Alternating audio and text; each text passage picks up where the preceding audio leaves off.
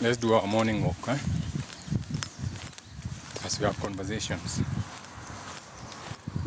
And we'll be talking about sacrifices.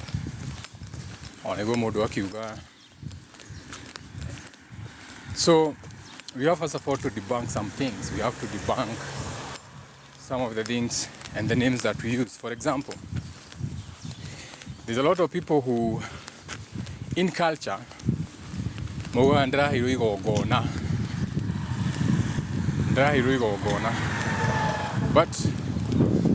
igongona is not the right term to use, because the igongona becomes a ritual. So you cannot say that you are given a ritual. You may have been told what ritual to do, but the ritual that you are doing means that you have to give something. You have to give something that is inside of you. You have to give something that is dear to you. That is why when it comes to rituals, you are going to give something that is dear to you, something that you hold close to your heart. AKA, if you're going to do a ritual, like Abraham in the Bible, you are going to give, oh, this is a good sign. This is a beautiful thing. I needed this in the morning after what I saw on the road. So let's go into thought mode. Let's go into thinking now. So when it comes to rituals and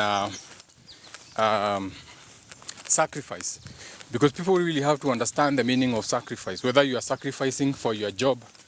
I'm out walking with Coco. You know Coco the pooper. There he is. Coco the pooper. Come, Coco. He doesn't know the dangers of the road. Walk in the bush like me. Stupid dog. Why do you think I'm walking in the trees? So, every time you need to make a sacrifice, so you always have to understand that what you'll be going on, you'll always be having a fight between your spirit and the physical part. AKA, a sacrifice is a war, metaphysical war. That is why when you go, they talk of bara, so people don't even understand where the term bara, they don't understand where it's coming from. Because what is happening is that you're having a war between yourself and the physical part. And this is the main reason for this live this morning. Why did the dog cross the road? Come on, Coco, let's go. Today I didn't walk too far. I only did 17 kilometers. I have another 5 kilometers to get back home. So that would be 22. Small walk, but it was enough. I think I started walking around 7, or just some minutes to 7. But I didn't get on the phone until like an hour and a half later. Sikuwa na tabia kama ya umbo ya kupopo everywhere. So now, anything that is external, anything that is outside of you, is a physical representation. Anything is outside of you, that can be a light, an illusion. Even this dog is an illusion. Everything that you see outside of you is an illusion. It's not real. It appears real because it's physical, you can touch it, but it's not real. So anything that is on the external references of you, okay? So when you're giving a sacrifice, when you tell someone, I've sacrificed a lot for you, or when you ask someone, please sacrifice for me, you are asking them to do something on the external. So a sacrifice will always deal with something that is outside of you. Something that is a part of you has to be given for you to get something that is from the external. As spirits, we like bodies. This is why we even have this body. So as spirits, we like inhabiting bodies, we like taking bodies, that is even why you live in a house, why you like going into something, you like going into a house, a shelter. That is even why birds build shelters. That is even why blood cells live inside yourself and all that. So you need something for you to be inside of. You need to be a part of something. You need to be attached to something so that that thing can become your body. Okay? Whether that's an organ, whether that's a bone, it doesn't matter. So you can do without this yang illusion. So this is the whole Muzungu bullshit, where now Kenya Forestry Agriculture Research Institute, whatever, Central Highlands Ecoregion Program, title Eucalyptus Seed Stand. Objective, increase production of euphora seeds. Date of planting, May 2013, whatever spacing. So they planted these trees. So these are the trees. So you know that trees grow in nature, they don't need anyone. But since we create programs to make people reach out of nothing, we have to create agricultural research institutes na vitu kama hizo. Tuna research misitu ya Mungu. Anyway, that's not the topic. Back to the topic. So, anything that is outside of you is a yang, is an illusion. Okay? So every time you're in this world, you are trying to reach an egg. You are trying to reach a destination. That is even why you talk of going to heaven. That is even why when your children are in school, they're always trying to reach a higher class. And every time you reach a higher class, or every time you reach an egg, you shed that experience. That no longer serves you. That becomes something that you don't need to be with you. Because remember what I said, you take bodies to use. Every time you're in a situation that you overcome, you shed it. For example, a lot of you are watching the shenanigans of Nyako. Shout out to Nyako, big spirit. But now you are tired of that. Your spirit has already gone into that, mukaona kinembe yake, all that bullshit. So now you have outgrown that. So you have already reached that egg when it comes to Nyako. The same day you are going to reach when it comes to someone like Kanyari. The same day when it comes to someone like Chofri. So every time you reach that egg, every time you rise above that, because that is still an illusion. That is still a world. Once you have learned the outcome of that, that means you have gained the information and you have found your way out of that situation, meaning you have overcome, you outgrew that situation. So your spirit can no longer take that shape and form unless it chooses to. And that becomes a very hard thing for you to do. It's like when you leave a relationship that was abusive, you can no longer go back. Unaambianga watu, hey, uko nilitoka siwezi rudi. Ko daumile tene, ai, daugire kana nidiga soka, ai, ore utosoki ya Misri.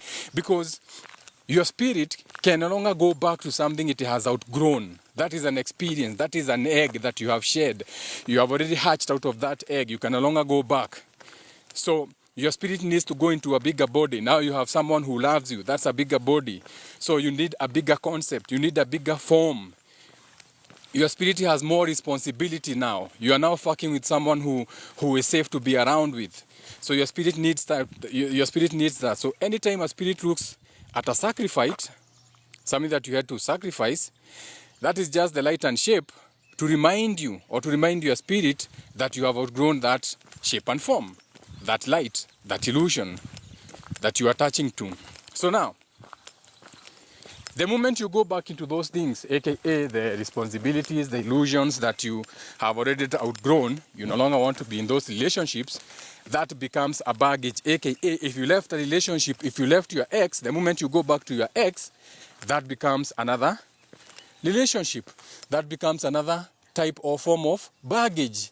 Now that man starts taking advantage of you once more. So that man will start mistreating you once more. Now you are back to his bed. Now you are back to his small dick, his 5 minutes of sex. Maybe because he have what you call some back pocket energy. And yet you are not even get that money. So he may be having the best money, he may be having everything in the world. But the only thing you are going to get out of that is the food that you eat and maybe sleeping on his bed, nothing more. Otherwise you would have already changed your life if he was to change your life. So this is the Jesus Lucifer resurrection game. Okay? And every time you get to that position, you get to that point where we are talking about having a war. So for the people who go into culture, they have been told that, hey, we're in a bara. So this is what it means that we're in a bara. It is because you're putting your spirit to go to war with your body, with your physical part. Okay? With your physical part. And when it gets here, now we can talk about resurrection, or what we call kuhonoka. Unasikianga watu wakisema, mimi nimeokoka, I'm saved. The whole resurrection form. So, what is resurrection? What does it mean when you say that you meokoka? Metaphysically or esoterically speaking. You know, on this channel, we don't talk about the normal things. We don't talk about small conversation. We only have big minds. So this is the position mliona Karif Kairo na gari. Remember wale watu waliona Karif Kairo kama akiwa na what do we call that stupid car? It's not stupid but it's a good car. The Porsche Cayenne. Hapa ndio Karif Kairo walikuwa na hizo ma Porsche Cayenne wakikwamisha gari. Hapa ndio walikuwa wanaonyesha hizo videos. Hapa ndio walikuwa wamekwamisha. So this is my daily road that I use when I'm walking. So they actually fucked it up kwa sababu walikuja na hizo magari zao, walikuwa wamezipark huku, hizo ma 4x4 walikuwa wamezipark huku. You know they don't come here to shoot content. Hizo content za Karif Kairo za kuuza gari, which is good, it is marketing. But what they did is that they fucked up the road. You see now, I used to drive here every day in my 1300cc Toyota East. Now walikuja wakaribu, see? Because now if I bring my car here, I'm gonna get stuck. Lakini before singekwama. So their content may have been good for you, but they fucked up the road. So fuck Karif Kairo. Wangeenda to a real 4x4, but you know they can't. You know it's all about content. Otherwise wangeenda 4x4. But they cannot afford to drive all the way to huko behind Ngong Hills kuenda kufanya 4x4 huko Champagne Ridge. Since they have to save on the gas, anyway, it's for the gram, it's for content. Wakaona wakuja waharibu hapa. So this is where Karif Kairo walikuja wakakwamisha hizo magari zao, wakaacha kama wameniharibia barabara. See? That is not my road. Back to the live. So now let's talk about reselection. Let's talk about kuhonoka and the real meaning. Now, when you take a shape and form, remember, you are coming in the name of something, aka you are coming in your name, unaitwa Kamau. So Kamau is the image. You are coming in the image of Kamau. Your spirit has taken the form, Kamau, and you are coming in the form of, or the shape or form of Kamau. When you take a shape and form, you are coming in the name of something, aka your spirit now, Gomayaku, is inside your body, Mwere. So you are coming in that name. So whatever seed you are trying to plant inside someone else, farm, okay, whatever role or duty or job you are trying to take, that's where you'll be planting your seeds to take shape and form in the physical form. And that is a light. That is a shape and form outside of you. Nikuwataka hizi mbegu, but they are not ready. You can hear the birds. I wanted to come and put my beehives in this forest, but the thing is that this, nikiweka mizinga yangu huku, itabidi niigange. Najua mizinga yenyewe igu zangu, itabidi niigange. Na nikiganga mizinga yangu, Kikuyus are stupid. They'll be followed by trials and tribulations for things they did without knowing. So, acha tu niache kuleta mizinga yangu huku. So, every time you put your spirit into a shape and form, okay, you have to go through that obstacle. You have to go through that experience in order for you to get whatever you think you are going to receive out of that shape and form. So you're putting yourself on the cross. This is the idea of kuokoka, kwa msalaba. So I'm breaking down the metaphysics of what it means that you umeokoka, msalaba and all that bullshit. Let me see if I can. I should have brought my knife. I take some bamboo sticks so that I can go and make I'm teaching my daughter how to make arrows. Ningekuja na kisu ningekata some bamboo sticks hapa. Now I don't have a knife. Anyway, I shared that knife. I left that knife intentionally wherever I left it. So fuck that knife, I'll get another knife. Now, so when you put yourself in that position, then you are putting yourself in what you can call the cross, aka you are going through the dark. Every time you are going through the dark, every time you are going through the name calling, every time you are going through the spit. So we are talking about the whole Jesus thing. He had to be beaten. They had to play cards on his clothes. They had to spit on his face. All these are allegories of the trials and tribulations that you go through. The beating, the battering. So every time that you go through that, the name calling, you are doing that, or you are doing that to show people the end result. So watu wengine watakuambia, you know, nilikuwa na hii kampuni, nikafungua, kukaenda hivi, kukafanyika hivi. So you want to show the people the end result of that goal. That is why unakubali uanikwe, uwekwe kwa msalaba. But why are you doing that? You are doing that in order for you to be a representation or an example for others to either walk your path or do something the same way you did that to build that thing. You get what I'm saying? That is why you are doing that. Nice dogs. Coco anaangalia anashindwa. Hizo ni umbwa gani kubwa kuniliko? Coco, go and say hi. Those are my neighbors.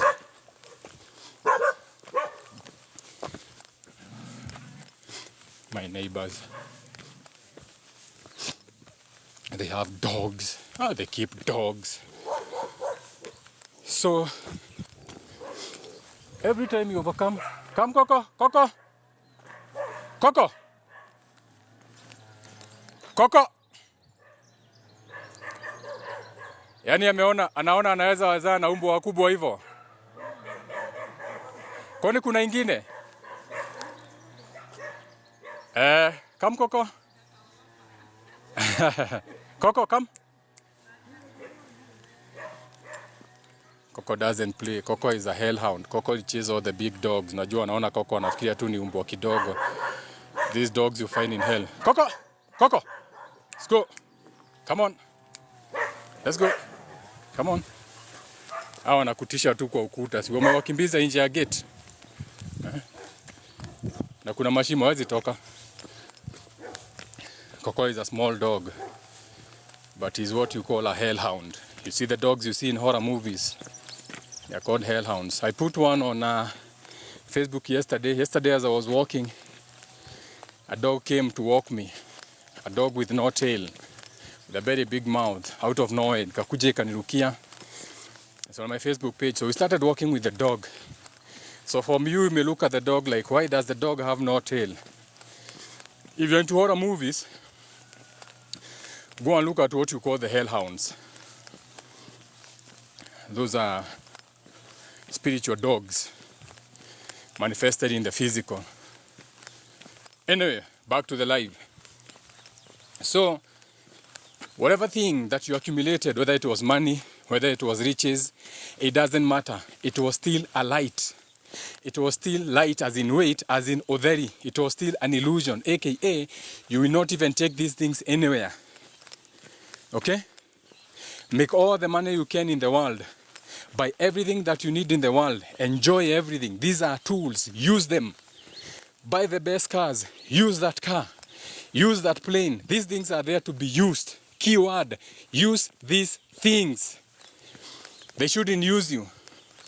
Use your phone. Your phone should not use you. Now you have allowed your phone to use you. Now you are distracted. Now you have had an accident. I wouldn't wish anything on anyone who watches our channel. This is just for teaching purposes only, okay? So use these things because that is still an illusion. That is still light. You know, when you talk of light, we don't talk of light what you call light, L-I-G-H-T, no. We talk of light as in weight, L-I-T-E. For example, we talk of daylight.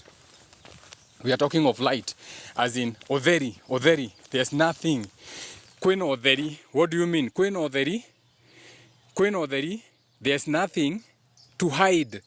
It's open, there's nothing to hide. The darkness is gone. So queen odheri, queen light. Light as in weight, there's nothing to cover. Duma is darkness, accumulation, thickness. Now, so when you are doing a sacrifice, it's a business.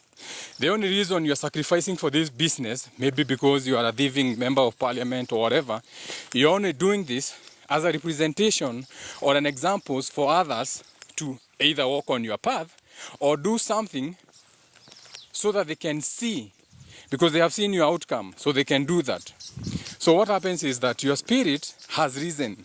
So your spirit has risen above something. Now, if you use that fake light, if you use that fake illusion or experience, if you are using that to your advantage or you are being manipulative to others so that you may make them think that that is the only direction that they need to take for them to accumulate your riches and everything, that if you don't make money or make money, you never be like me. That's a beautiful house. I haven't seen that house.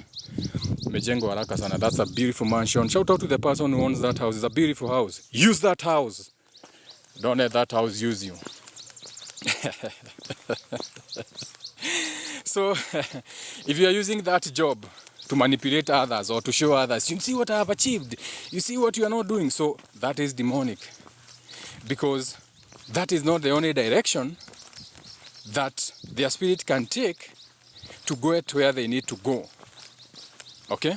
And this becomes the allegory of you hanging yourself on the cross, because this means that you are playing the resurrection game, aka in your indoctrination on another level. This is what resurrection means. Koko likes kuchokoza, unaona Koko anapenda kuchokoza. Anaenda kwa gates za wenyewe. Anachokoza. So this is my neighborhood. I have neighbors who have huge tracts of lands. They have acres and acres of farmland. They have cows and goats. They have what you call wealth. Okay, ukikimbiana ati unataka plot ya 50 by 100. You see the cows over there? There are people who have acres and acres. Acres and acres. That is wealth, the generational wealth. Now, what is resurrection? Ama kuokoka ni nini? Unasemanga wewe nimeokoka. So, resurrection means that you died because you went into some shape and form, some information, an experience, and you found your way out of that experience. So you transformed and you found your way out of that. So now you are a butterfly that came out of the cocoon.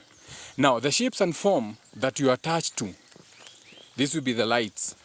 This will be the illusion, or the shapes and form that you are attached to when you are in a cocoon will be the lights and the information, aka the people, places, and things in your life. So once your spirit outgrows those lights, once your spirit outgrows these experiences, okay? This for the people when you wameenda kwa Mbogo. There was nothing wrong for you going to kwa Mbogo na kuchapiwa Mbogo, because those were just illusions. Those were just shapes and forms. But once you go to that, the moment umeenda umefanya ritual, umefinyua mbuzi, understand that you have outgrown that. Whatever sacrifice you have done, it doesn't matter. The fact remains that in your mind, you are doing mental witchcraft where you knew that that God was going to help you get or overcome a situation, which is a very good thing. Now, understand that once you have shed that light, okay, once your spirit has outgrown that life, once your spirit has outgrown that kerumi, once your spirit has outgrown that dhirewasoso, once your spirit has outgrown that whatever thing you are calling it, wherever your spirit is going now, your spirit is not going to be able to take those shapes and forms. You have outgrown them. Let's say you had money, ulikuwa unaenda kwa odoili unafanyiwa rituals. The fact remains that you outgrew those rituals, you outgrew those things. So your spirit can no longer take those shapes and forms. This is called the forest road. If you want to come and walk, just put forest road on your map. Then you take that route all the way to the forest. And my new neighbors, these people just built the house the other day. These ones and these ones. So, whenever you outgrow something, whether it's a relationship, okay, you can no longer go to that shape and form, because that shape and form, the baggage, is no longer applicable. It's been into that. Your body needs, or your spirit needs to go into bigger bodies. It needs to have more responsibilities. Now you are no longer in that kind of lifestyle where you could be played for no reason. So now your spirit has got more responsibilities to take care of yourself more. Now you're even thankful you don't have gonorrhea or gonokoko, or you're thankful you don't have whatever things that you may be having. You no longer need those responsibilities. You have shared that load, okay? So now you are able to help others where they think that you may not be able to help them. But the thing is that they cannot see it. For example, if you take the responsibility of, let's say, reconciling people, like let's say your family and everything. So what they don't know is that you are doing this as a bigger spirit. They are not going to be able to help because in their possession hawajafikiwa hapo. But you are going to be able to help others where they think that you are not able to, but you are helping from another level. You are able to give and receive from a higher level. Should be careful wherever you are touching your loads. Pengine umeenda kwa Mbogo. Now let's brief the camera. Let's make this live interesting now. You have seen enough Koko. You have seen enough Koko pooping. So now you know why we call Koko the pooper. Koko poops everywhere. Koko has no discipline when it comes to bathroom matters. So ndio maana anaitangwa Coco the Pooper. Umeona anaenda akipoop everywhere. Territory na makojo na pupu. So that's Coco the Pooper. Brand ambassador. Big spirit. Now, you may have gone to kwa Mondumugo, ukaambiwa either huku akuingiangu na viatu, ama unaenda unaambiwa ni mama ni lazima ufunge leso. So you know that sometimes you can go to visit your friends places na unaambiwa utoe viatu, ama ukifika unaambiwa toa hizo vaa hizi Crocs. Hii nyumba yetu inakuanga na baridi, ikoragwo hete nyumba ino, nyumba nyu ikoragwo hete ni kimuti ikire mugeka. Why did you build a house that has no chimney? For example, where I live, you need a chimney in this place. Now we are in June. Shout out to the new month. You need chimneys. You need to have a warm house. So those houses where you go, you are told, vaa Crocs, hii nyumba yetu iko na baridi. So you go by their rules. So sometimes you may be forced to go by people's rules that have got nothing to do with you. You may be forced to jump into rituals that have got nothing to do with you based on the fact that tunaenda kufanyia rituals, they need those rituals. Okay? Because you may be helping other people build their own buildings. You are helping other people build their own farms.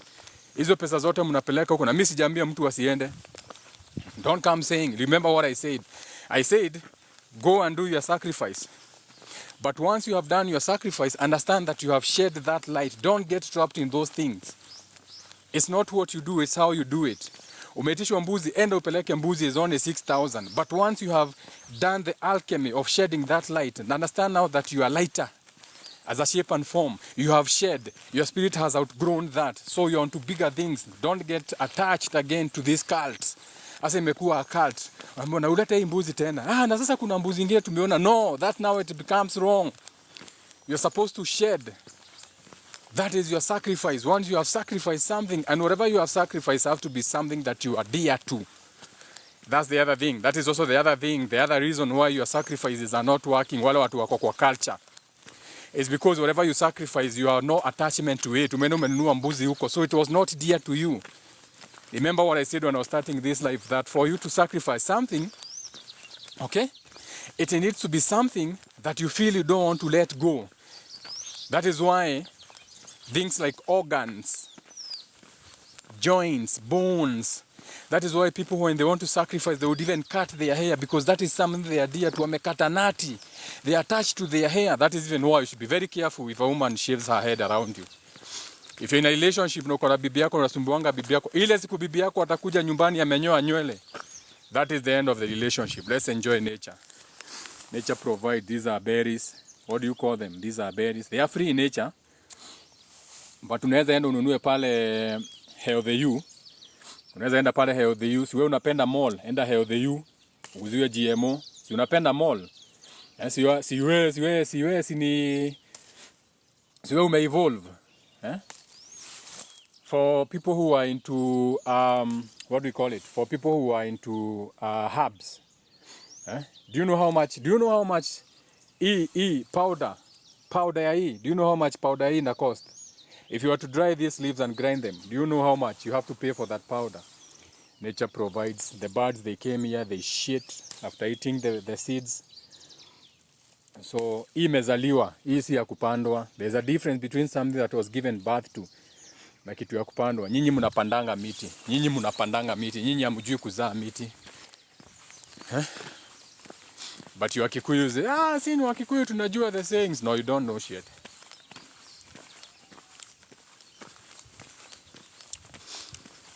Everything here is medication. This is Bruvavain. Are you here? Do you know this plant? This is good for women. You can Google, it's called Bruvavain. You can drink Bruvavain. Watu wa Kemet walikuwa wanaita tears of Hadar. Wale watu wa Egypt inaitwa tears of Hadar. So the mythology says that when that person was banished, kwenye kweta alienda akilia, alikuwa analia, hii ndio ilimea. Hii ndio ilimea hii. Okay, unaiona hii? Hii ndio ilimea. Tears of Hadar, wale wanapenda maneno ya Kemet, Egypt. But inaitangwa Bruvavain, okay? You can even eat it raw. For example, ona ilikuwa imekatika already, ilikuwa imekatika, so hivyo imemwaga maji. So you can take it like this. But this is very good for women, not more. But I'm 40% feminine, so I can chew this. Okay? Inaitangwa Bruvavain. can Google about it. You are Google scholars. So anyway, ukienda ukifanywa ritual kwa mganga, jua outgrow hiyo kitu. So don't get tricked and get back to doing that thing.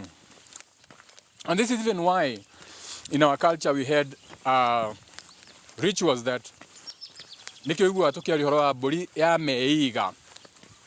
Unasikia hiyo mbuzi kutoka izaliwe ilikuwa imewekwa ikiwa sacrifice. The woman anaikatia majani, so they are very closely related. Coco, they are very closely related to that coco. They are very closely related to that goat. So wakipeana kama sacrifice, their thing has to go through. Sasa nyinyi sacrifice zenyu mnafanya na mbuzi ya kununua. Weko. Ngorera mburi. Karakinyia ke. Ngiri nyanya. Rigogona mandugi na kaburi ka ngiri 3 manio kanini gakuruta igogona. So, you see? You want spirituality, you want your culture, you don't even know how to do it. The Bible calls you reprobates. Imagine iko kwa Bible. I'm joking. I'm choking on greatness. Woo! Choking on greatness. That fruit is nice. It's juicy. It's very juicy. So, where were we? Yeah, so that's the metaphysics behind nimechuna mingi matunda. That's the metaphysics behind sacrifices, okay? That's the metaphysics. So I'm gonna end this live because I want to jog back home. I'm like 2 kilometers from, no, 3 of 2 from the house. And I want to finish with a run, and I cannot run and record. So I'm gonna end this. So shout out to everyone in the comments. Each one teach one. New moon in Gemini, sun in Gemini. For those who care. For the others, you can continue coming to this hell a few hundred times of reincarnations. But the more you keep coming here, the harder it becomes for you to escape. So take advantage of the new age. That's a beautiful butterfly. When you have beautiful informations, you almost step on a butterfly. Because you talked of cocoons and getting out of cocoons. Ni sawa, si ni confirmations. Ama unataka talking donkey. Si una talking donkey inaitwa Mateo. Talking donkey. Si umeiona? See, the Bible sasa is complete. Tumeongea maneno ya resurrection, hapana. Resurrection, sacrifice na tukaona punda. Sio Bible imeisha. Yeah, so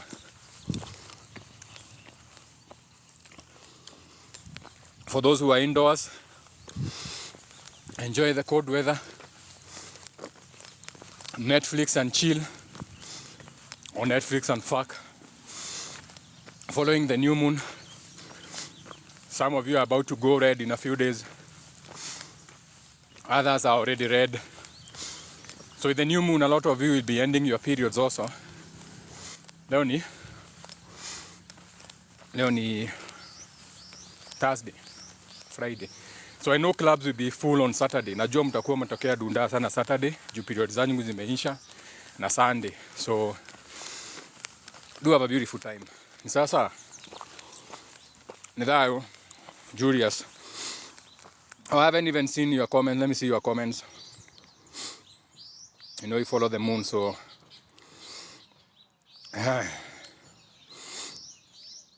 vijana wengi sana hiyo weekend wamekunywa wakatoko. Hakujua, hajui kufuata mwezi. Walienda wakanunua guarana, wakadaisha, wakaambiwa, oh my god, I'm on my period. You should have looked at the moon, man. If you wanted some pussy, look at the moon. But anyway, bora kanisa.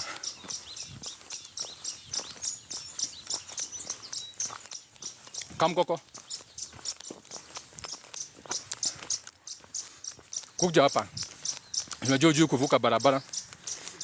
Ha? Kuja nikuvukishe barabara. Mko aje? Come, Coco. Come here. Come, Coco. Stupid dog. Kuja hapa. Stay here. Kwanza unilana. Come, kuja hapa.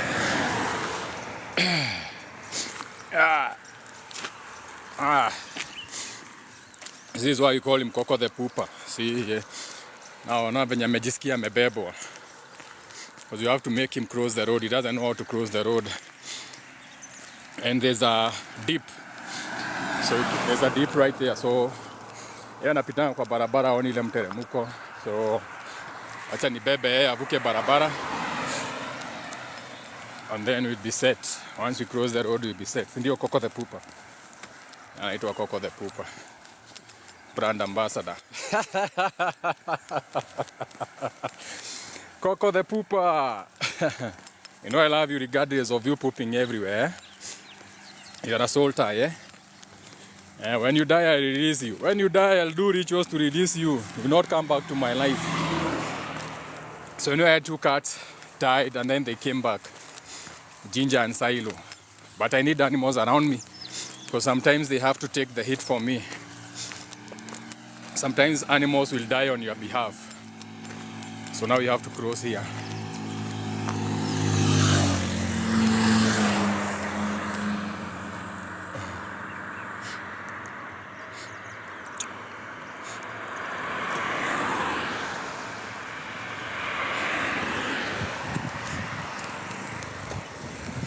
Go.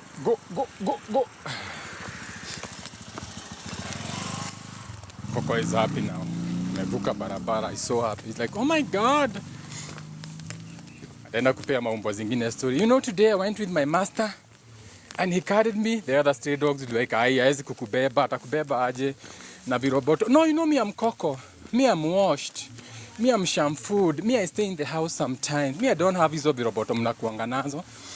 And in fact, nyinyi ndio mnanipeanga viroboto.